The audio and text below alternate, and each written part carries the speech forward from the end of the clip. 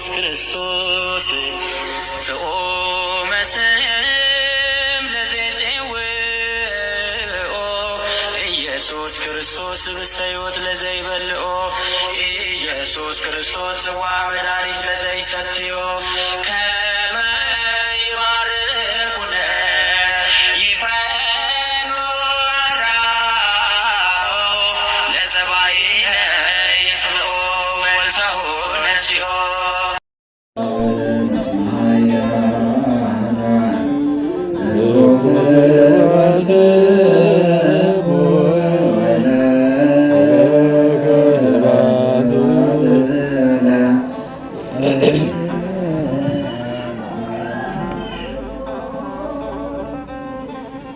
ሰማይን በማስተዋል የዘረጋ ምድርን በውሃ ላይ ያጸና ሰውንና መላእክትን ለምስጋና ለውዳሴ ለዝማሬ የፈጠረ ሌላውን ስለ ፍጥረት ለአንክሮ ለተዘክሮ የፈጠረ በሰማይ በምድር ያለው አምላካችን ስሙ ይክበር ይመስገን። ስሙ ይክበር ይመስገን። ኃያሉ አምላካችን ገናናው አምላካችን ልዑሉ አምላካችን በቅድስናው ቦታ ለመገኘት ያበቃን ስሙንም ለመጥራት ያበቃን አቤቱ ይቅር በለን ለማለት ያበቃን ስሙ ይክበር ይመስገን። ስሙ ይክበር ይመስገን። ይትክበሩ ቤተ አቡየ ቤተ ምስያት የአባቴን ቤት የንግድ ቤት አታደርጉ። አባቶቻችን ካህናት፣ ወንድሞቻችን ዲያቆናት በደመ ክርስቶስ የተቀደሳችሁ ከአብራከ መንፈስ ቅዱስ ከማኅፀነ ዮርዳኖስ በጥምቀት ልጅነትን ያገኛችሁ ወንዶችም ሴቶችም ሕፃናትም በእግዚአብሔር ፍጹም ሰላም ሰላም እላችኋለሁ። እንደምን አደራችሁ? እንደምን አደራችሁ? አድረን ለመገናኘት ያበቃን ተኝተን ከመቅረት ያዳነን አስፈሪውንና ግዙፉን ጨለማ አሳልፎ ረቂቁን ብርሃን የሰጠን በፍቅር ስቦ በረድኤት አቅርቦ በቅድስናው ስፍራ ቆመን ገናናው ኃያሉ ልዑል የሆነው ስሙን ለመጥራት ያበቃን ስሙ ይክበር ይመስገን። የአባቴን ቤት የንግድ ቤት አታድርጉ። የአባቴን ቤት የንግድ ቤት አታድርጉ። ይትክበሩ ቤተ አቡየ ቤተ ምስያት። ይህን ቃል የተናገረው ከሰማይ ሰማያት የወረደው ከድንግል ማርያም የተወለደው ሰውን ወዶ ሰው የሆነው በምድር ላይ ተመላልሶ ወንጌለ መንግሥትን ያስተምር የነበረው ቅዱስና ሕያው የሆነው አምላካችን ኢየሱስ ክርስቶስ ነው። ቃሉ የተነገረው ለጊዜው በቤተ መቅደሱ ዙሪያ ሆነው ምድራዊ ስጋዊ ሸቀጥ ይዘው ቤተ መቅደሱን አርክሰው በድፍረት በመቅደሱ ዙሪያ ለነበሩ የአይሁድ ሰዎች ነው። ፍጻሜው ዛሬም በቤተ መቅደሱ ለምንኖር በስሙ ለምናምን ሁሉ የተነገረ ሕያውና ዘላለማዊ የሆነ የአባታችን የአምላካችን የመድኃኒታችን የኢየሱስ ክርስቶስ ቃል ነው። ይትክበሩ ቤተ አቡየ ቤተ ምስያት። የአባቴን ቤት የንግድ ቤት አታድርጓት። የእግዚአብሔር ልጆች ምእመናን ምእመናት፣ እንግዲህ በቤተ ክርስቲያናችን ሥርዓተ አምልኮ መሰረት የዛሬቱ ዕለተ ሰንበት ምኩራብ ተብላ ትጠራለች። በዓመት ውስጥ 52 ዕለተ ሰንበታቶች አሉ። ቅዳሜት 52 ዕለተ ሰንበት፣ እሁድም 52 ዕለቶች አሉ። የእያንዳንዳቸው ቀኖች በቅዱስ ያሬድ ስያሜ መሰረት የእያንዳንዳቸው ዕለት ምስጋና ተዘጋጅቶላቸዋል። የዛሬው የአብይ ጾም 3ኛው ሳምንት ምኩራብ ተብሎ ይጠራል። እንግዲህ ልዑል አምላካችን ቅዱስ አምላካችን በየዘመናቱ በየሁኔታው ይመሰገን ነበረ። በዘመነ አበው በተመረጠ ተራራ ላይ ሆነው መስዋዕት እየሰዉ ሰዎች ከእግዚአብሔር ጋር ይገናኙ ነበረ። ከጊዜያዊ ከምድራዊ ከስጋዊ መቅሰፍት እንዲያድናቸው መስዋዕት እየሰዉ ጸሎት እያደረሱ ምስጋና እያቀረቡ በተመረጠው ተራራ ላይ ሰዎች ከእግዚአብሔር ጋር ይገናኙ ነበረ።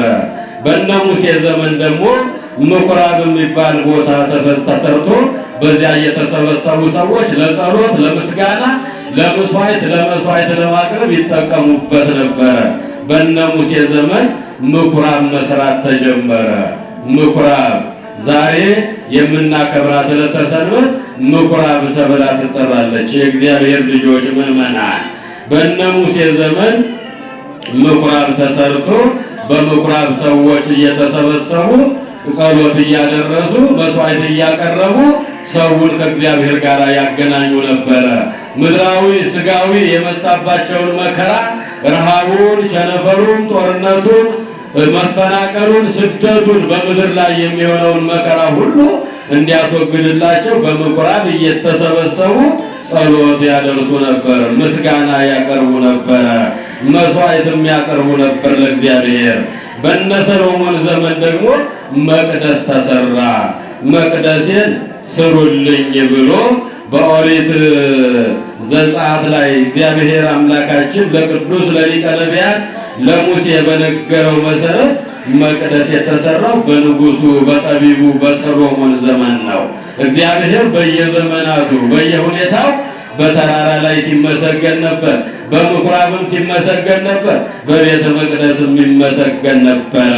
የአባቴን ቤት የንግድ ቤት አታድርጓት። እንግዲህ የዛሬው ዕለት ምስጋና እንደምትሰሙት ሁላችሁም እንደሰማችሁት የዳዊት መዝሙርም እስመ ቅንዓተ ቤትከ በልዐኒ ትዕይርቶሙ ለእለ ይትዔየሩከ ወድቀ ላዕሌ ወቀጻዕክዋ በጾም ለነፍሴ ብሎ አባታችን ዳዊት ለእግዚአብሔር ቤት የሚቀናው ዳዊት አባታችን የቤትህ ቅናት በላኝ፣ አቃጠለኝ፣ ለበለበኝ። ቤት ሲደፈር ቤተ መቅደስ ሲደፈር አጥሩ ቅርቅሩ ሲፈርስ ሰዎች በድፍረት ወደ ቤተ መቅደስ ሲገቡ የቤተ መቅደስ ቅናት በላኝ፣ አቃጠለኝ፣ ለበለበኝ እያለ ዳዊትም ይዘምር ነበረ። በመዝሙር 68 ቁጥር 9 ላይ የምናገኘው ሕያውና ዘላለማዊ ቃል በቅዳሴው ላይ ዲያቆናቱ ሲዘምሩት የነበረው ዛሬ የእግዚአብሔር ቤተ መቅደሱን እግዚአብሔር ያጸዳበት ያነጻበት ሸቃጮችን፣ ለዋጮችን፣ ሻጮችን በጅራፍ ገርፎ ያሳደደበት ቤቴሰ ቤተ ጸሎት፣ ቤቴ የጸሎት የምስጋና የመስዋዕት ቤት ይባላል። ወአንትሙ ሰረሰይክምዎ በአተ ፈያት፣ እናንተ ግን የወንበዴዎች ዋሻ የቀማኞች መሻሻ አደረጋችሁት ብሎ አይሁዶችን የወቀሰበት ቀን ነው። የእግዚአብሔር ልጆች አባታችን ዳዊትም ልበ አምላክ የተባለው ኃላፊያት መጻያት ሁሉ የተገለጠለት ከዓለም መጀመሪያ እስከ ዓለም ፍጻሜ የሚሆነው ነገር የተገለጠለት ዳዊት እስመ ቅንዓተ ቤትከ በልዐኒ፣ ቤት ሲደፈር ቤተ መቅደስ ሲደፈር አይቼ የቤተ መቅደስ ቅናት በላኝ፣ አቃጠለኝ፣ ለበለበኝ። የሚሰድቡ ስድብ በላይ ላይ ወደቀብኝ። ስለዚህም አለ ወቀጻዕክዋ በጾም ለነፍሴ፣ ስጋዬን በጾም በጸሎት በስግደት አደከምኳት አለ። የቤተ መቅደሱ ቅናት ስላደረበት የእግዚአብሔር ልጆች እኛ እያየን እንዳላየን እናልፋለን። ብዙ ችግር እያለ ብዙ ነገር እያየን እንዳላየን ሆነን እናልፋለን። ነቢዩ ንጉሡ ቅዱስ ዳዊት ግን የቤተ መቅደስ ቅናት በላኝ አለ። ቤተ መቅደሱ ተደፍሮ የእግዚአብሔር ቤት ተመዝብሮ ንዋየ ቅድሳቱ ተቃጥሎ ብዙ መከራ በሚፈራረቅበት ጊዜ የቤተ መቅደስ ቅናት በላኝ እያለ ዳዊትም የዘመረው ዝማሬ በዛሬው ቀን የተሰራው ሥርዓቱ በዚህ ነው። አንጢያኮስ የሚባል አንድ ንጉሥ ነበረ። የእግዚአብሔርን ቤት በድፍረት ገብቶ የኪሩቤልን ስዕል አውርዶ ይላሉ አባቶቻችን የዳዊትን መዝሙር ሲተረጉሙልን፣ የኪሩቤልን ስዕል አውርዶ ከመቅደሱ ላይ ስዕለ ኪሩብን አውርዶ የፀሐይ ኮከብ ምስል ስሎበት ነበረ። መስዋዕተ በግ ወጠሊ የበግና የፍየል መስዋዕት ይሰዋበት የነበረውን ቤተ መቅደስ የእሪያ መስዋዕት አቅርቦበት ነበረ። በዚህ ምክንያት ዳዊት አባታችን የቤት ቅናት በላኝ፣ አቃጠለኝ፣ ለበለበኝ፣ አቃጠለኝ፣ የቤት ቅናት በላኝ፣ የሚሰድቡ ስድብ በላይ ላይ ወደቀብኝ። ስለዚህም ስጋዬን በጾም በጸሎት በስግደት አደከምኳት፣ ቀጣኋት እያለ ዳዊት የዘመረው ዝማሬ በቅዳሴው ላይ ስንሰማው ነበረ። አንጢያኮስ የሚባል በአንድ ክፍለ ዘመን አንድ ንጉሥ ነበረ። የእግዚአብሔርን ቤት በድፍረት ገብቶ የእግዚአብሔር ልጆች የኪሩቤልን ስዕል ከላይ አውርዶ ቤተ መቅደሱን ደፍሮ በእግሩ ገብቶ የእሪያ መስዋዕት ሲሰዋበት አይቶ ዳዊት እንባውን እያለቀሰ በጾም በጸሎት በስግደት ሰውነቴን ቀጣኋት፣ የቤተ መቅደስ ቅናት በላኝ እያለ ያለቅስ ነበረ፣ ይጸልይ ነበረ ዳዊት አባታችን። እኛም እንደ ዳዊት ለቤተ መቅደሱ ቅናት ሊያድርብን ይገባል። ቅናት ሁለት አይነት ቅናት አለ። መንፈሳዊ ቅናት አለ፣ ስጋዊ ቅናት አለ። እየሰማችሁ ነው? ከቃሉ ጋር ናችሁ? ልዑል እግዚአብሔር ከሁላችን ጋር ይሁን። እግዚአብሔር ጸሎታችሁን ይስማችሁ። ይሄ ይበልጣል፣ የእግዚአብሔር ቃል ይበልጣል።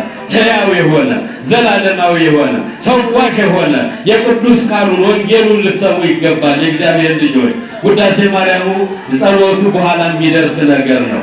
በእውነት በጸሎት ላይ ጸሎትም አትደርቡ። ከቅዳሴው በላይ ጸሎት ፈጽሞ ሊኖር አይችልም። በተራራ ፀሐይ ላይ ሻማ እንደማብራት ነው ይላሉ አባቶቻችን ሲተረጉሙ መጽሐፍትን። በቅዳሴ ላይ ሌላ ተደራቢ ጸሎት የሚጸልይ ሰው በተራራው ፀሐይ ላይ ቆሞ ሻማ እንደመለኮስ ነው የሚቆጠረው። እንደ ፀሐይ የሞቀ የደመቀ መስዋዕቱ፣ ጸሎቱ፣ ዕጣኑ የሚያርግበት ከቅዳሴው በላይ ጸሎት የለም። ሁሉን ሕዋሳቶቻችንን አስገዝተን እግዚአብሔር የሚለንን መስማት ነው ያለብን። የእግዚአብሔር ልጆች ምዕመናን፣ እንግዲህ ዳዊት አባታችን ቤተ መቅደሱ ሲደፈር የማይገቡ ሰዎች በቤተ መቅደሱ ሲወጡ ሲገቡ አይቶ እስመ ቅንዓተ ቤትከ በልዐኒ፣ የቤትህ ቅናት በላኝ። የኤሊ ልጆች እነ አፍኒን እነ ፊንሐስ በእግዚአብሔር ቤት የማይገባ ሥራ ሲሰሩ የኤሊ ልጆች ምናምንቴዎች ነበሩ ይላል መጽሐፈ ሳሙኤል ምዕራፍ 2 ቁጥር 12 ላይ ስናነብ የኤሊ ልጆች በእግዚአብሔር ፊት ምናምንቴዎች ነበሩ። ዛሬ ምናምንቴዎች ሞልተዋል። በእውነቱ ክርስቲያን የሚመስሉ የክርስትና ሕይወት የሌላቸው እግዚአብሔርንም የማይፈሩ ነበሩ። እነዚህን እያየ እስመ ቅንዓተ ቤትከ በልዐኒ፣ የቤትህ ቅናት በላኝ፣ አቃጠለኝ፣ ለበለበኝ። ወቀጻዕክዋ በጾም ለነፍሴ፣ ስለዚህም ሰውነቴን በጾም በጸሎት በስግደት አደከምኳት አለ ዳዊት አባታችን። የኤሊ ልጆች እነ አፍኒን እነ ፊንሐስ በቤተ መቅደሱ ካህን ሆነው የካህን ሥራ የማይሰሩ ክርስትና የሌላቸው በቤተ መቅደሱ ልጃገረዶችን እያባበሉ ድሪያ ይሰሩ የነበሩ የማይገባ ሥራ ሲሰሩ አይቶ እስመ ቅንዓተ ቤትከ በልዐኒ፣ የቤትህ ቅናት በላኝ፣ አቃጠለኝ፣ ለበለበኝ። ትዕይርቶሙ ለእለ ይትዔየሩከ ወድቀ ላዕሌ፣ የሚሰድቡ ስድብ በላይ ላይ ወደቀብኝ። ወቀጻዕክዋ በጾም ለነፍሴ፣ ሥጋዬንም በጾም በጸሎት በስግደት አደከምኳት እያለ ዳዊት አባታችን የዘመረው የዛሬ 3000 ዓመት የዘመረው ዝማሬ ዛሬ በቤተ ክርስቲያን ሥርዓተ አምልኮ ቀመር ተሰርቶለት ዛሬ የሚዘመረው የዳዊት መዝሙር ነው። በቅዳሴው መሃል እንደሰማችሁት አምላካችንም ለስም አጠራሩ ክብር ይግባውና የአባቴን ቤት የንግድ ቤት አታድርጉ ብሎ ለቤተ መቅደሱ የሚቀናው እግዚአብሔር አምላካችን መቅደሴን ፍሩ ሰንበታቴን አክብሩ ብሎ በሙሴ ሕግ ላይ የተናገረው አምላካችን ኦሪት ዘሌዋውያን ምዕራፍ 26 ቁጥር 2 ላይ መቅደሴን ፍሩ ሰንበታቴን አክብሩ፣ እኔ እግዚአብሔር አምላካችሁ ነኝ። መቅደሱ የሚያስፈራ ነው። የልዑል እግዚአብሔር መገለጫ ዙፋኑ ነው። በፍርሃት በረዓድ ነው ወደ መቅደሱ መምጣት ያለብን። የእግዚአብሔር ልጆች ምድራዊ ስጋዊ ሸቀጥ ይዘን ወደ መቅደስ ልንገባ አይገባም። አምላካችን ፈጣሪያችን ዛሬ ቤተ መቅደሱን ያጸዳበት ያነጻበት ቀን ነው። ቅድም በቅዱስ ዮሐንስ ወንጌል ምዕራፍ 2 ከቁጥር 12 ጀምሮ ሲነበብ እንደሰማችሁት የእግዚአብሔር ልጆች ከዕለታት አንድ ቀን አምላካችን ፈጣሪያችን ሐዋርያትን እናቱን እግዝእትነ ማርያምን ይዞ ወደ ቅፍርናሆም ወረደ። ከቃና ዘገሊላ ተነስቶ ውሃውን ወይን ጠጅ ካደረገበት የሰርግ ታምራትን ከሰራበት ከቃና ዘገሊላ ተነስቶ ወደ ቅፍርናሆም ድንግል ማርያምን ይዞ 12ቱን ሐዋርያት ይዞ 72ቱን አርድእት ይዞ 36ቱ ቅዱሳት አንስትን ይዞ ወደ ቅፍርናሆም ወረደ። በዚያም በዕለተ ሰንበት ወደ ቤተ መቅደስ ገባ። ወደ ቤተ መቅደስ ሲገባ በዙሪያው ነጋዴዎች፣ ሻጮች፣ ለዋጮች ገበታቸውን ዘርግተው ይነግዱ ነበረ፣ ያተርፉ ነበረ፣ ይሸጡ ይለውጡ ነበረ። ቤቴሰ ቤተ ጸሎት ይሰመይ፣ ቤቴ የጸሎት የምስጋና የመስዋዕት ቤት ይባላል። ወአንትሙ ሰረሰይክምዎ በአተፈ፣ እናንተ ግን የነጋዴዎች ዋሻ፣ የቀማኞች የሌቦች መሸሻ አደረጋችሁት ብሎ ጅራፍ አንስቶ በጅራፍ እየገረፈ መደርደሪያቸውን ወገፍታ ማዕዳት ይሆሙ መደርደሪያቸውን ሁሉ እየገለበጠ ቤተ መቅደሱን ያጸዳበት ቀን ነው። ክብርና ምስጋና ለአምላካችን ይሁን። ቤተ መቅደሱን ይወዳል መድኃኔዓለም።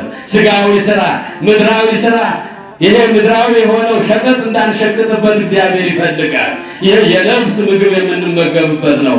የነፍስ ስራ የምንሰራበት ነው። ሰውና እግዚአብሔር የሚገናኝበት ስፍራ ነው። ይሄ ስፍራ የእግዚአብሔር ልጆች ምዕመናን፣ ለጊዜው አይሁዶችን ነው የወቀሳቸው። የነጋዴዎች ዋሻ፣ የቀማኞች መሸሻ አደረጋችሁት ቤተ መቅደሴን። ቤተ መቅደሴ ቤቴ የጸሎት ቤት ይባላል። በቅዱስ ማቴዎስ ወንጌል ምዕራፍ 21 ቁጥር 12 ላይ ቤቴ የጸሎት ቤት ይባላል። ወአንትሙ ሰረሰይክምዎ በአተፈ፣ እናንተ ግን የነጋዴዎች ዋሻ፣ የቀማኞች የሌቦች መሸሻ መደበቂያ ያደረጋችሁት ብሎ ጅራፍ አንስቶ ወገፍታ ማዕዳት ይሆሙ መደርደሪያቸውን እየገለበጠ ርግቦቹን፣ በጎቹን፣ ፍየሎቹን፣ ላሞቹን እየገፈጠ እየገረፈ ያስወጣበት ቀን ነው። ቤተ መቅደሱን መድኃኔዓለም ይወዳል። መቅደሴን ፍሩ ሰንበታቴን አክብሩ ብሎ በሊቀ ነቢያት በሙሴ ላይ አድሮ ኦሪት ዘሌዋውያን ምዕራፍ 26 ቁጥር 2 ላይ የተናገረው አምላካችን ቤተ መቅደሱን የሚደፍሩትን ሰዎች ዛሬ በጅራፍ ያስወጣበት ቀን ነው። እኛም ወደ ቤተ መቅደሱ ስንገባ ንስሐ ገብተን ይቅርታ ጠይቀን በፍርሃት ሆነን በእምነት ጸንተን ቅዱሳን መላእክት እንደ ሻሽ የተነጠፉበት እንደ ቅጠል የረገፉበት ስፍራ ስለሆነ በተለይም በቅዳሴው ሰዓት ቅዱሳን የሰማይ መላእክት እልፍ አእላፋት ቅዱሳን መላእክት እንደ ሻሽ ይነጠፋሉ፣ እንደ ቅጠል ይረግፋሉ፣ እንደ ግንድ ይረበረባሉ። እልፍ አእላፋት መላእክት ስፍር ቁጥር የሌላቸው መላእክት ቅዳሴው ሲጀመር እስከሚፈጸም ድረስ እልፍ አእላፋት መላእክት ከሰማይ ይወርዳሉ። ቅዳሴውን ያከብራሉ፣ መስዋዕቱን ያከብራሉ። የሕዝቡን እንባ፣ የሕዝቡን ጸሎት፣ የካህናቱን ማኅተም ወደ ሰማይ ለማሳረግ ቅዱሳን መላእክት ይወርዳሉ። መቅደሴን ፍሩ ሰንበታቴን አክብሩ ብሎ አምላካችን የተናገረውን መፈጸም መቻል አለብን። የእግዚአብሔር ልጆች ሕፃናትም የምታቆርቡ ቀደም ብላችሁ 11 ሰዓት ቀድማችሁ መጥታችሁ ደጅ ጸንታችሁ አቤቱ ይቅር በለን፣ አቤቱ ራራልን፣ አቤቱ ማረን፣ ልጆቻችንንም ባርክልን ብላችሁ ደጅ ጸንታችሁ ልታቆርቧቸው ይገባል። እግዚኦታ ሲባል ድርገት ተወረደ ወይ ተብሎ በታክሲ እየሮጣችሁ የምትመጡ ሰዎች እባካችሁን መቅደሴን ፍሩ ሰንበታቴን አክብሩ። የእግዚአብሔር ልጆች ምዕመናን፣ አዎ ዛሬ በቤተ መቅደስ ዙሪያ ስጋዊ ምድራዊ ሸቀጥ ሲሸቅጡ የነበሩ ሰዎች ተገርፈው የወጡበት ቀን ነው። ወገፍታ ማዕዳት ይሆሙ የእግዚአብሔር ልጆች ምዕመናን፣ አምላካችን ይህን ያደረገበት ቀን ነው። ወደ ምኩራብ ገባ። በዚያ የሚሸጡ የሚለውጡትን ሰዎች አገኛቸው። ቤቴሰ ቤተ ጸሎት ይሰመይ፣ ቤቴ የጸሎት የምስጋና የመስዋዕት ቤት አደረጋችሁት ነበረ፣ እናንተ ግን የወንበዴዎች ዋሻ የቀማኞች መሸሻ አደረጋችሁት ብሎ አምላካችን በታላቅ ቁጣ የተቆጣበት ቀን ነው። ለዚህ ነው ዳዊት አባታችን እስመ ቅንዓተ ቤትከ በልዐኒ፣ የቤትህ ቅናት በላኝ። ቤተ መቅደሱ ሲደፈር አይቶ ነው ዳዊት በትንቢት ተገልጾለት ነው። እነ አፍኒን እነ ፊንሐስ ከሱ በፊት የነበሩ ኃላፊያት መጻያት የሚገለጥለት ዳዊት ከሱ በፊት የነበሩ የኤሊ ልጆች በድፍረት በቤተ መቅደሱ ከወጣቶች ጋር ከልጃገረዶች ጋር ሲዳሩ ሲላፉ ስጋዊ ምድራዊ ስራ ሊሰሩ ቤተ መቅደሱን ደፍረው ባያቸው ጊዜ እስመ ቅንዓተ ቤትከ በልዐኒ፣ የቤት ቅናት በላኝ፣ የቤቱ ቅናት ሊበላን ይገባል፣ ሊያቃጥለን ሊለበልበን ይገባል። ዝም አንበል። እንደ ባዕድ አይደለንም። እኛ የእግዚአብሔር ልጆች ነን። ሁላችንም ድርሻ አለን። የእግዚአብሔር ልጆች አዎ፣ ቤተ መቅደሴን ፍሩ፣ ሰንበታቴን አክብሩ፣ እኔ እግዚአብሔር አምላካችሁ ነኝ ያለው ጌታ፣ እኛም ዛሬ ለቤተ መቅደሱ ልንቆረቆር ይገባናል። ልንቆረቆር፣ ልናሳያቸው፣ ያላወቁት ሰዎች ልናሳውቃቸው፣ አይተን እንዳላየ ዝም ማለት የለብንም። የእግዚአብሔር ልጆች አባታችን ቅዱስ ያሬድን በዛሬው ቀን ባዘጋጀው ዝማሬ ቦአ ኢየሱስ ምኩራበ አይሁድ፣ ጌታችን አምላካችን ፈጣሪያችን ኢየሱስ ክርስቶስ ወደ አይሁድ ምኩራብ ገባ። ወመሐረ ቃለ ሃይማኖት፣ የሃይማኖትን ቃል አስተማራቸው። ወይቤሎሙ ምጽዋተ አበድር መስዋዕት፣ ከመስዋዕት ይልቅ ምጽዋትን እወዳለሁ። አነ ውእቱ እግዚአ ለሰንበት፣ የሰንበት ጌታ የምህረት የይቅርታ አባት እኔ ነኝ አላቸው። አይደለም አባታችን ቅዱስ ያሬድ። እየሰማችሁ ነው? ከቃሉ ጋር ናችሁ ነው የላችሁም? የእግዚአብሔር ልጆች የላችሁም እንዴ? ይሰማችኋል? እግዚአብሔር ይስማችሁ ጸሎታችሁን፣ የሁላችንንም ይስማን አምላካችን። ቦአ ኢየሱስ ምኩራበ አይሁድ፣ ጌታችን አምላካችን ኢየሱስ ክርስቶስ ወደ አይሁድ ምኩራብ ገባ። አሁን ሊቃውንቱ በቅኔ ማህሌቱ ሲያገለግሉ ያደሩት ሌሊቱን ሙሉ ዛሬ ቅዱስ ያሬድ ለቤተ ክርስቲያኗ ሥርዓት አምልኮ ያዘጋጀላት ቦአ ኢየሱስ ምኩራበ አይሁድ፣ ጌታችን ኢየሱስ ክርስቶስ ወደ አይሁድ ምኩራብ የገባበት ቀን ነው። ወመሐረ ቃለ ሃይማኖት፣ የሃይማኖትን ቃል የሚያስተማረበት ቀን ነው። ወይቤሎሙ ምጽዋተ አበድር መስዋዕት፣ ከመስዋዕት ይልቅ ምሕረትን እወዳለሁ፣ ይቅርታን እወዳለሁ፣ ቸርነትን እወዳለሁ፣ መስዋዕት ከማቅረባችሁ በፊት ይቅር እንድትባባሉ እፈልጋለሁ እያለ አምላካችን ዛሬ ያስተማረበት ቀን ነው። አነ ውእቱ እግዚአ ለሰንበት፣ የሰንበት ጌታ የምህረት አባት የይቅርታ አባት እኔ ነኝ እያለ አስተማረ። ኢትግበሩ ቤተ አቡየ ቤተ ምሳያት፣ የአባቴን ቤት የንግድ ቤት አታድርጓት አለ ኢየሱስ ክርስቶስ። የአባቴን ቤት የንግድ ቤት የሸቀጥ ቤት የሥጋዊ ሥራ ቤት አታድርጓት ብሎ እግዚአብሔር አምላካችን ዛሬ ያስተማረበት ቀን ነው። ቤቴሰ ቤተ ጸሎት ትሰመይ፣ ቤቴ የጸሎት የምስጋና የውዳሴ የቅዳሴ ቤት ናትና አለ ቅዱስ አባታችን ያሬድ። ሰንበተ አክብሩ ሰናየ ግበሩ፣ ዕለተ ሰንበትን አክብሩ፣ መልካም መልካም ሥራ አድርጉባት። እየሰማችሁ ነው? ከቃሉ ጋር ናችሁ? ልዑል እግዚአብሔር ከሁላችን ጋር ይሁን። ምን አለን ዛሬ መድኃኔዓለም? ወደ ቤተ መቅደስ ገብቶ ምን አለን? ሰንበተ አክብሩ፣ ዕለተ ሰንበትን አክብሩልኝ፣ ሰናየ ግበሩ፣ በጎ በጎ ሥራ ስሩባት። በዚህ ቀን በጎ ሥራ ነው የሚሰራው፣ ሥጋዊ ሥራ አይሰራም። ባል ከሚስቱ ሚስት ከባሏ አትተኛም። በእውነቱ ዛሬ መንፈሳዊ ሥራ የምንሰራበት ነፍሳችን ወደ እግዚአብሔር ጋር የምትገናኝበት በጸሎት በምስጋና በበጎ ሥራ የምናሳልፍበት ቀን ነው። ለዚህ ነው ቅዱስ አባታችን ያሬድ ሰንበተ አክብሩ ሰናየ ግበሩ፣ ዕለተ ሰንበትን አክብሩልኝ፣ በጎ በጎ ሥራ በዚህ ቀን ስሩልኝ። ቢጸክሙት አፍቅሩ፣ ባልንጀሮቻችሁን ውደዱ፣ ሰውን ሁሉ ውደዱ። የእግዚአብሔር ልጆች ምእመናን እግዚአብሔር እንዲወደን ጸሎታችን እንዲሰማልን ቅድመ እግዚአብሔር እንዲደርስልን በፍቅር ሆነን መምጣት አለብን። ቢጸክሙ አፍቅሩ፣ ወንድሞቻችሁን ውደዱ፣ እህቶቻችሁን ውደዱ፣ ጎረቤቶቻችሁን ውደዱ። ይሄ የመድኃኔዓለም ቃል ነው። በጾም ጊዜ በጸሎት ጊዜ በፍቅር ሆነን ስንጾም በፍቅር ሆነን ስንጸልይ ቅድመ እግዚአብሔር ይደርስልናል። ንጹም ጾመ ወናፍቅር ቢጸነ ወንትፋቀር በበይናቲነ እስመ ከማሁ አዘዘን። ጾምን በምንጾም ጊዜ ወንድሞቻችንን እንድንወድ፣ እህቶቻችንን እንድንወድ፣ ጎረቤቶቻችንን እንድንወድ፣ ባልንጀሮቻችንን እንድንወድ፣ እርስ በርሳችን ከልብ እንድንዋደድ አምላካችን ፈጣሪያችን ይህንን አዘዘን። አሁን ጾም ነው። በጾም ጊዜ ዕለተ ሰንበትን አክብሩ፣ መልካም መልካም ነገርን አድርጉ፣ ቢጸክሙ አፍቅሩ፣ ባልንጀሮቻችሁን ውደዱ፣ ነዳያነ ወምስኪናነ መሃሩ፣ ለነዳያን ለምስኪናን ራሩ። ጾም፣ ጸሎት፣ ስግደት፣ ምጽዋት እነዚህ የሚለያዩ አይደለም። ቅዱስ ያሬድም በድርሰቱ እነዚህን ያስቀመጠልን። በዛሬው ዕለት ሊቃውንቱ በቅኔ ማህሌቱ ሲዘምሩ ሲያደሩት ይህንን ነው የሚለው። የእግዚአብሔር ልጆች ምዕመናን ሰንበተ አክብሩ። በመጀመሪያው ቅዳሴ ስንገባ ታስታውሳላችሁ። ሁሉ ዘገብራ ለጽድቅ ጻድቅ ውእቱ ወዘያከብር ሰንበተ ኢይበል ፈላሲ ዘገባ ሀበ እግዚአብሔር። ጽድቅን የሚያደርግ ጻድቅ ነው።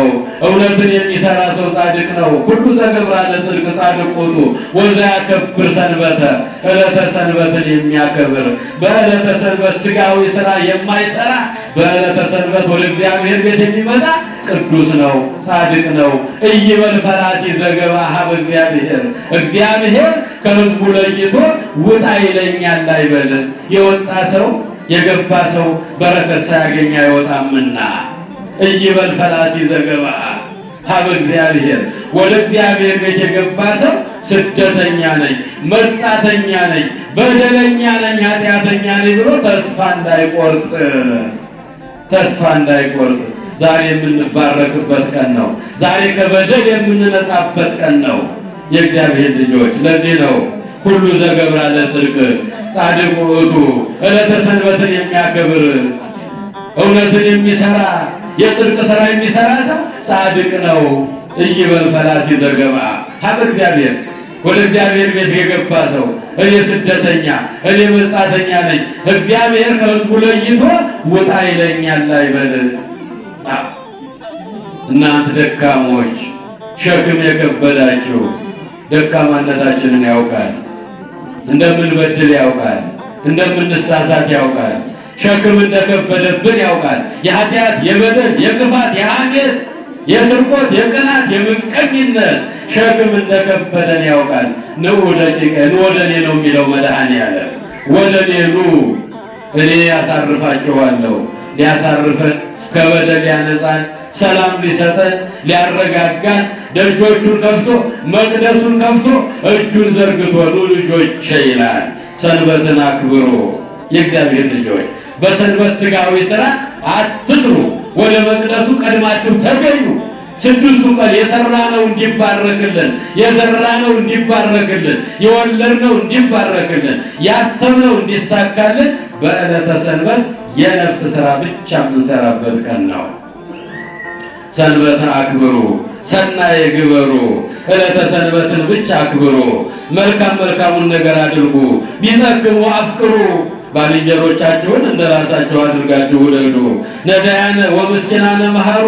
ለነዳያን ለምስኪናን ለችግረኞች ራሩ።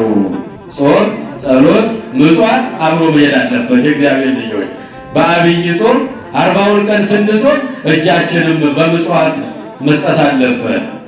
እጃችን ሊመጸውት፣ እግራችን ወደ መቅደሱ ሊገሰግስ፣ አንደበታችን ቅዱስ ቅዱስ ይል፣ ሁሉም ሕዋሳቶቻችን እንዲቀደሱ ወደ ቤተ መቅደስ ስንመጣ ይህን ማድረግ አለብን። እንግዲህ በዛሬው ቀን አምላካችን 3-4 ነገሮችን ነው ያደረገው። የመጀመሪያው ቤተ መቅደሱን ያነጻበት ቀን ነው። ሻጮች ለዋጮች ገልብጦ ያስወጣበት ቀን ነው። ቤቴ ቤተ ጸሎት ይሰመይ። ቤቴ የጸሎት የምስጋና ቦታ ነው። ወአንትሙ ተረሰይክሙ በአተ ፈያት። የነጋዴዎች ዋሻ፣ የቀማኞች የሌቦች መሸሻ አደረጋችሁት ብሎ ነጋዴዎቹን የተያዙትን ዕቃ ሁሉ በጅራፍ እየገረፈ ውጡ ብሎ ከቤተ መቅደስ ያስወጣበት ነው። ቤተ መቅደሱን ያነጻበት ቀን ነው። ለቤቱ መቅናት እንደሚገባ አምላካችን ሰፊ ትምህርት የሰጠበት ቀን ነው። ቅንዓተ ቤትከ በልዐኒ፣ የቤትህ ቅናት በላኝ፣ አቃጠለኝ፣ ለበለበኝ። እኛ ግን እያየን እንዳላየን ዝም ብለን እናልፋለን። ስርዓቱ ሲሸረሸር፣ ቤተ መቅደሱ ሲደፈር አይተን እንዳላየ የምናልፍ ሰዎች እንጠየቃለን። የእግዚአብሔር ልጆች ለቤቱ መቅናት እንደሚገባን ሰፊ የሆነ ትምህርት ያስተማረበት ቀን ነው። እንዲሁም በዕለተ መቅደስ በዕለተ ሰንበት ወደ ቤተ መቅደስ መግባት እንደሚገባን ለእኛ አርአያና ምሳሌ ለመሆን ወደ ቅፍርናሆም ወረደ። እናቱን ይዟል፣ ሐዋርያትን ይዟል፣ ሌሎቹንም አስከትሏል። በዕለተ ሰንበት ቀጥታ ወደ ቤተ መቅደስ ገባ። ዕውሮችን ሊያበራ፣ ጎባጦችን ሊያነቀና፣ ዓይነ ስውሮችን ሊያበራ፣ አጋንንት ያደሩባቸውን ሊፈውስ ወደ መቅደስ ይገባ ነበረ መድኃኒዓለም። መቼ? በዕለተ መቅደስ፣ በዕለተ ሰንበት። አዎ። በሶስተኛ ደረጃ የኛ ሰውነት መቅደስ እንደሆነ ሊነግረን ነው የመጣው። የእግዚአብሔር ልጆች ምእመናን፣ የእግዚአብሔር መቅደስ የኛም ሰውነት መቅደስ ተብሎ ነው የሚጠራው። አዎ የኛ ሰውነት መቅደስ እንደሆነ የነገረበት ያስተማረበት ቀን ነው። ልባችን ከክፋት፣ ከትዕቢት፣ ከገንዘብ ፍቅር ልናነጻው እንደሚገባ ሰፊ ትምህርት የሰጠበት ቀን ነው። እየሰማችሁ ነው? ከቃሉ ጋር ናችሁ? ልዑል እግዚአብሔር ይስማችሁ፣ ጸሎታችሁን ይስማችሁ። እግዚአብሔር ከሁላችን ጋር ይሁን። አዎ እነዚህን ነገሮች ያደረገበት መጀመሪያ ቤተ መቅደስ በዕለተ ሰንበት ገስግሰን መሄድ እንዳለብን ወደ ቤተ መቅደስ ገብቶ አሳየን መድኃኒዓለም ኢየሱስ ክርስቶስ። ገብቶት ቤቴ ቤተ ጸሎት ይሰመይ፣ ቤቴ የጸሎት የምስጋና የእርቅ ቦታ ነው፣ እናንተ ግን የነጋዴዎች የቀማኞች ዋሻ መሸሻ መደበቂያ ያደረጋችሁት ብሎ የገሰጸበት ያስተማረበት ቀን ነው። እንግዲህ የምኩራቡ መንፈሳዊ ትርጓሜ መቅደሱ ወይም ምኩራቡ የሰው ልጅ ልቡና ነው። የእግዚአብሔር ልጆች የኛ ልቡና በመቅደስ ይመሰላል። እየሰማችሁኝ ነው? የኛ ሰውነት የኛ ልቡና በመቅደስ ይመሰላል። በሁለተኛ ደረጃ ነጋዴዎች የተባሉ በልባችን ውስጥ ያሉ ክፉ ሐሳቦቻችን ናቸው። እየሰማችሁ ነው? ከቃሉ ጋር ናችሁ? እግዚአብሔር ከሁላችን ጋር ይሁን። ነጋዴዎቹ ምንድን ናቸው? በልቦናችን ውስጥ ያሉ እነ ክፋት፣ እነ ምቀኝነት፣ እነ ተንኮል፣ እነ ቂም፣ እነ በቀል የሚባሉ እነዚህ ናቸው በነጋዴ የተመሰሉት። የእግዚአብሔር ልጆች ነጋዴዎች የተባሉት በልባችን ውስጥ ያሉ ክፉ ሐሳቦቻችን ናቸው። ጅራፉ የሕያው የእግዚአብሔር ቃል ነው። አሁን የምንሰማው ቃል ነው። ባላወቃችሁ ባልሰማችሁ እንኳን ባልፈረድኩባችሁ እየሰማችሁ እያወቃችሁ ለምታጠፉ አሌለክሙ ወዮላችሁ። ጅራፉ የእግዚአብሔር ቃል ነው። ተግሳጽ ነው። ጅራፉ የእግዚአብሔር የአምላካችን ቃል ነው። ቤተ መቅደስ ውስጥ ያሉትን ሻጮች፣ ነጋዴዎች፣ ለዋጮች እንደ ገርፎ እንዳስወጣቸው እኛም በልቦናችን ውስጥ ያሉ ክፋት፣ ተንኮል፣ ምቀኝነት፣ ቅናት፣ ቂም፣ በቀሎችን እነዚህን ሁሉ ልናስወግዳቸው ይገባናል። የእግዚአብሔር ልጆች መቅደሱ ምኩራብ የተባለው የሰው ልጅ የኛ ልቦና ነው የሚወክለው። ነጋዴዎች የተባሉ በልባችን ውስጥ ያሉ ክፉ ሐሳቦቻችን ናቸው። ጅራፉ የሕያው የእግዚአብሔር ቃል ዘላለማዊ ቃል ነው። መቅደሴን ፍሩ፣ ሰንበታቴን አክብሩ፣ እኔ እግዚአብሔር አምላካችሁ ነኝ፣ የአባቴን ቤት የንግድ ቤት አታድርጉ። ይሄ ቤት የእግዚአብሔር ቤት ነው። ዛ አንቀጽ እንተ እግዚአብሔር ጻድቃን ይበውዑ ውስቴታ። ነቢየ እግዚአብሔር ልበ አምላክ ዳዊት በመዝሙር 17 ቁጥር 20 ላይ ይህ የእግዚአብሔር ደጅ ነው፣ ይህ የእግዚአብሔር አደባባይ ነው፣ ይህ ቦታ የእግዚአብሔር መገለጫ ነው፣ እውነተኞች ወደ እርሷ ይገባሉ። የእግዚአብሔር ልጆች ይህችን ቤት ሊባርክ ሊቀድስ ነው። ጅራፍ አንስቶ ነጋዴዎቹን ሊገርፍ ነው አምላካችን ወደ ቤተ ምኩራብ የገባው በዛሬው ቀን። እንግዲህ አባታችን ቅዱስ ያሬድ ምኩራብ ብሎ የሰየመው አምላካችን በዚህ ዓለም ላይ ሰውን ወዶ ሰው ሆኖ በምድር ላይ እየተመላለሰ ወንጌለ መንግስትን በሚያስተምር ጊዜ ወደ ቤተ መቅደስ በዕለተ ሰንበት እንደገባ ሊገባም ሲሄድ በዙሪያው ነጋዴዎች ሞልተው የማይገባ ስራ እየሰሩ ምድራዊ ስጋዊ ሸቀጥ ሰብስበው ሲነግዱ፣ ሲለውጡ፣ ሲሸጡ፣ ሲያተርፉ፣ ሲቸረችሩ አገኛቸው። ያን ጊዜ የአባቴን ቤት የንግድ ቤት አታድርጉ ብሎ አምላካችን በታላቅ ግሳጼ ዛሬ ቤተ መቅደሱን ያጸዳበት ያነጻበት ቀን ነው። የእግዚአብሔር ልጆች ቤተ መቅደስ የእግዚአብሔር ማደሪያ ናት። ይህች ቤት የእግዚአብሔር ዙፋን ናት። ዛ አንቀጽ እንተ እግዚአብሔር፣ ይህ የእግዚአብሔር ደጅ ነው። ይህ የእግዚአብሔር አደባባይ ነው። ይህ የእግዚአብሔር መገለጫ ስፍራ ነው። ጻድቃን ይበውኡ ውስቴታ፣ እውነተኞች በሃይማኖት የጸኑ ንስሐ የገቡ ወደ እርሷ ይገባሉ። በረከት ለማግኘት ቅዱስ ሥጋውን ክቡር ደሙን ለመቀበል ወደ እሷ ይገባሉ ብሎ አምላካችን አባታችን በቅዱስ ያሬድ ላይ ነግሮናል። የእግዚአብሔር ልጆች ምእመናንና ምእመናት ወደ ቤተ መቅደስ ሲገባ በግና ፍየል ይሰዋበት የነበረውን ቤተ መቅደስ ከዛሬ ጀምሮ መስዋዕት ሆኜ መጥቻለሁና እነዚህን በጎች ፍየሎች አስወጡልኝ ሲል ነው ብለው ደግሞ አባቶች በትርጓሜ ተርጉመውታል። አዎ ከዚህ በኋላ ግን የዓለምን ኃጢአት ሁሉ የማስወግድ የእግዚአብሔር በግ እኔ ነኝ ብሎ በጎቹ፣ ፍየሎቹ፣ ርግቦቹ እንዳይሰዉበት እነዚህን ሁሉ አስወጡ ማለቱ ነው ብለው አባቶች ደግሞ በትርጓሜ ተርጉመውታል። ስለዚህ አምላካችን ቤተ መቅደሱን ይወዳል። በመካከላችሁ አድር ዘንድ መቅደስን ስሩልኝ ብሎ በኦሪት ዘጸአት ምዕራፍ 25 ቁጥር 8 እስከ 9 አምላካችን ቤተ መቅደስ እንዲሰራ ፈቃዱ ነው። ቤተ መቅደሱ የእግዚአብሔር ማደሪያ ነው። ስለዚህ ወደ መቅደስ ስንገባ ስግዱ ለእግዚአብሔር በፍርሃት ሆናችሁ በመንቀጥቀጥ ሆናችሁ ልንቆም ይገባል። የእግዚአብሔር ልጆች በቅዳሴ ላይ ድምፅ ይሰማል። የምናሾከሹክ ሰዎች አለን። አሁን ሰሞኑን ስናስተምር 5 ሰዓት ጀምሮ ወንጌል ይሰበካል። እናቶች ይገቡና የሰፈር ወሬያቸውን ይጀምራሉ። አንዳንድ ጊዜ ምን አለሽ ተራ ነው የሚመስለው። በእውነቱ በጣም ያሳፈራል።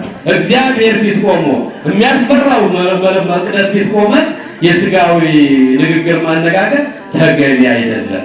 መቅደሴ ፍሩ፣ ሰንበታቴ አክብሩ፣ የምትወዱኝ ከሆነ ትእዛዜን ፈጽሙ፣ ቃሌን ጠብቁ ይለናል አምላካችን። ወደ ቤተ መቅደስ መጥተን ሥጋዊ ንግግር፣ ሥጋዊ ወሬ፣ የሰፈር ወሬ፣ የመንደር ወሬ የምናወራ ከሆነ እንደዚያ በጅራፍ ገርፎ እንዳስወጣቸው ጅራፉን እንዳያነሳ የእግዚአብሔር ልጆች ምዕመናን ጠንቀቅ ብለን በፍርሃት ሆነን ወደ መቅደሱ ልንገባ ይገባል። ወደ መቅደሱ ስንገባ መቅደሴን ፍሩ፣ ሰንበታቴን አክብሩ፣ እኔ እግዚአብሔር አምላካችሁ ነኝ ብሎ አምላካችን በሙሴ ላይ የተናገረው ጌታ በኋላ ዘመን ሰውን ወዶ በዚህ ዓለም ላይ ሲመላለስ ወደ ቤተ መቅደስ ገብቶ ቤተ መቅደሱን ያጸዳበት ቀን ነው። ቤተ ምኩራቡን የባረከበት ቀን ነው። ከዚህ በኋላ ዘአትት ኃጢአተ ዓለም የዓለምን ኃጢአት ሁሉ የማስወግደው እኔ ገብቼበታለሁና በግና ፍየል ልሰዉበት አይገባም ሲል በጎቹን ፍየሎቹን ካሉበት እየከፈተ አስወጥቶ ሰደዳቸው። አይሁዶችም ተቆጡ። አንተ ማን ስለሆንክ ነው አሉት የእግዚአብሔር ልጆች ምዕመናን። እሱማ ሰማይን በማስተዋል የዘረጋ ምድርን በውሃ ያጸና ሰውን ወዶ ሰው የሆነ ለሰው ልጆች ራሱን አሳልፎ መስዋዕት ሊሆን የመጣ ለአባታችን ለአዳም በገባው ቃል ኪዳን መሰረት በሐሙስ ዕለት ወበመንፈቀ ዕለት እተወለድም ወለተ ወለትከ ወእድኅ ውስተ መርህብከ ወእትቤዘወከ በመስቀልየ ወበሞቴ 5500 ዘመን ሲፈጸም ከሰማይ ወርድልሃለሁ ያለው ከድንግል ወለድልሃለሁ ያለው በመስቀል ላይ ሰቀልልሃለሁ ሥጋዬን ቆርሼ ደሜን አፍስሼ በደሜ ገነት ከፍቼ ወደ ቀደመ ርስትሃለሁ መልስሃለሁ ያለው አምላክ እኔ ገብቼበታለሁ፣ እኔ እሰዋበታለሁ። የኔ መስዋዕት እንጂ የበግና የፍየል መስዋዕት ከዚህ በኋላ አይቀርብበትም ሲል በጎቹን፣ ፍየሎቹን፣ ርግቦቹን እየገለበጠ አስወጣቸው። ወገፍታ ማዕዳት ይሆኑ መደርደሪያቸውን ሁሉ ገለበጠባቸው።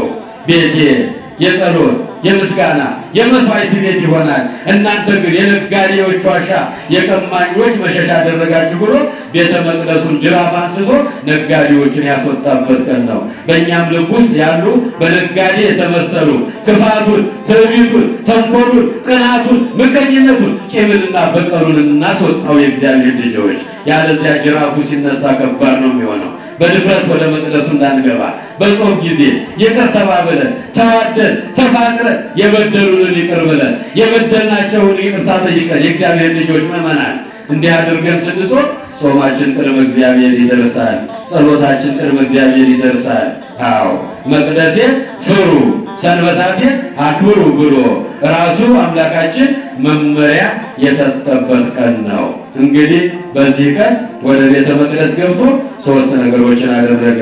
ቤተ መቅደሱን አነጻ፣ ለቤቱ ቅናት እንደሚገባ ነገረን። የእኛም ሰውነት ቤተ መቅደስ እንደሆነ አስረዳን አምላካችን መድኃኒታችን። ያ ነው እኔ ነኝ የምሰዋበት፣ የኔ መስዋዕት ነው የሚቀርብበት፣ የኔ ስጋ ነው የሚቆረስበት፣ የኔ ደም ነው ከዚህ በኋላ የሚፈስበት፣ የበግና የፍየል ደም አይሰዋበትም ብሎ በጎቹን ፍየሎቹን ጠርጎ ያስወጣበት መድኃኔዓለም ገብቶ መስዋዕቱም እሱ ነው። የእግዚአብሔር ልጆች አሁን የምንበላው ስጋ አሁን የምንጠጣው ደም የክርስቶስ ስጋና የክርስቶስ ደም ነው። መቅደሴን ፍሩ ሰንበታቴን አክብሩ፣ የአባቴን ቤት የንግድ ቤት አታድርጉ። ያስተማረን የመከረን የገሰጸን የአባቶቻችን አምላክ ስሙ ይክበር ይመስገን። የሰማነውን ሁሉ በልቦናችን ይጻፍልን። 30፣ 60፣ 100 ፍሬ አፍርተን የስሙ ቀዳሾች የመንግስቱ ወራሾች ለመሆን ያብቃን። የአባቴን ቤት የንግድ ቤት አታድርጉ። ይቆየን።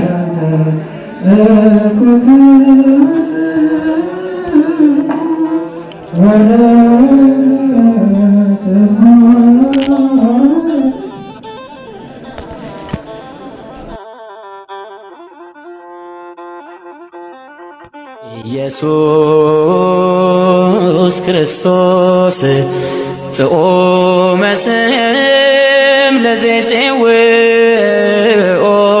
ኢየሱስ ክርስቶስ ህብስተ ሕይወት ለዘይበልኦ ኢየሱስ ክርስቶስ ጽዋ መድኃኒት ለዘይሰትዮ ከመ ይባርኩነ ይፈኖ አርዳኦ ለጸባኢነ ይጽብኦ ወልተሁ ነሲኦ